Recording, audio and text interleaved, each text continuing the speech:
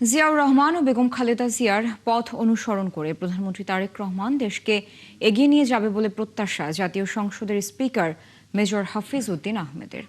বিকেলে সংসদের এলডি হলে এক অনুষ্ঠানে তিনি বলেন, স্বাধীনতার ঘোষণা দিতে জিয়াউর রহমানকে সবচেয়ে বেশি অনুপ্রাণিত করেছেন বেগম জিয়া।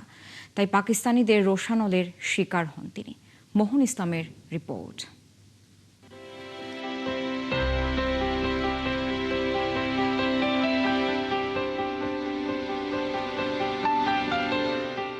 বেগম খালেদা জিয়া বাংলাদেশের প্রথম নারী প্রধানমন্ত্রী।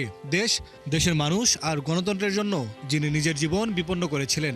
গণতন্ত্রের প্রশ্নে আপোষহীন নেত্রীর স্মরণে বর্ষপঞ্জি আয়োজন করে একটি সংগঠন।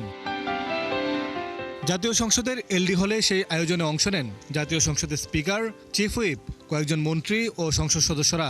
এ সময় রাজনীতিতে নারীদের অংশগ্রহণে তার নেওয়া ভূমিকার কথা স্মরণ করেন নারী নেত্রীরা।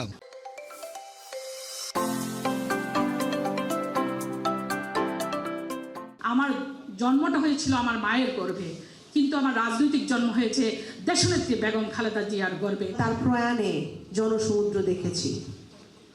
এখানে সারা বাংলাদেশের বাইরে থেকেও মানুষ এসে যুক্ত হয়েছে। মাননীয় প্রধানমন্ত্রী নতুন বাংলাদেশ গড়ার যে যুদ্ধে নেমেছেন, সেই যুদ্ধে আর সমস্ত উইংয়ের পাশাপাশি কালচারাল উইংটা হচ্ছে অন্যতম প্রধান ক্ষেত্র।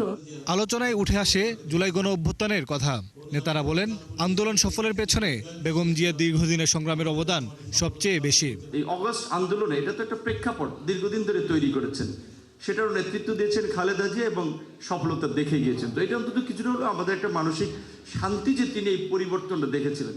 গণতন্ত্র প্রাতিষ্ঠানিক রূপ দেওয়ার জন্য তিনি এই বাংলাদেশের প্রথম যে আইন পাশ করেছিলেন, আপনাদের সকলের মনে আছে, তত্ত্বাবধায়ক সরকার আইন।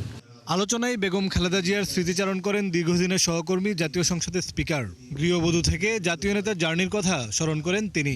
বলেন, জিয়াউর রহমানের স্বাধীনতার ঘোষণার পেছনে বড় ভূমিকা রেখেছিলেন বেগম জিয়া।